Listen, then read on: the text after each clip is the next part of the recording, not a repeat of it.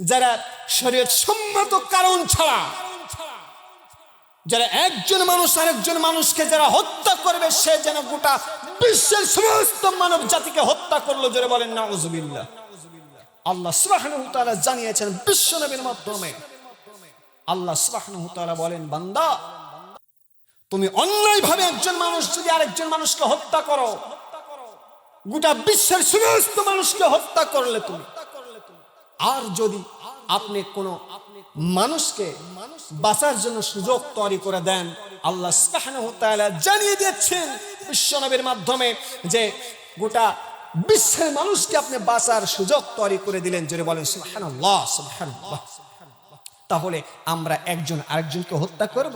অন্যায়ভাবে হত্যা করা যাবে না, অন্যায়ভাবে কোনো কিছুই করা যাবে না।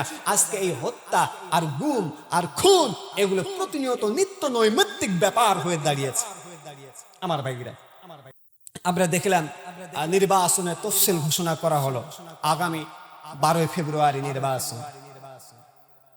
এটা ভালো কথা, সুন্দর কথা, এটা হয় দরকার। নির্বাচিত সরকার আসা দরকার দেশের শান্তি শৃঙ্খলা ফিরিয়ে আনার জন্য। নির্বাচিত সরকার আসা দরকার, এই জন্য তফসিল ঘোষণা করা হলো। এই তফসিল ঘোষণা করা নিয়ে যেন আমাদের মধ্যে মারামারি না হয়, আমাদের মধ্যে যেন কাটাকাটি না হয়, আমাদের মধ্যে যেন দ্বন্দ্ব সৃষ্টি না হয়। আমার ভাইরা, নির্বাচন আসবে, ভোট আসবে, ভোট যাবে। প্রতিবেশীর সঙ্গে কখনো খারাপ আচরণ করবেন না, কারণ আপনার বিপদে সবার আগে আপনার প্রতিবেশী দাঁড়াবে, আপনার কোনো নেতা নয়। এটাই বাস্তব। জোরে বলেন ঠিক কিনা? আমার ভাইরা, আমরা মারামারি করব না, আমরা গন্ডগোল করব না, আমরা ফাসাদ করব না। এগুলো থেকে আপনাকে আমাকে দূরে থাকতে হবে।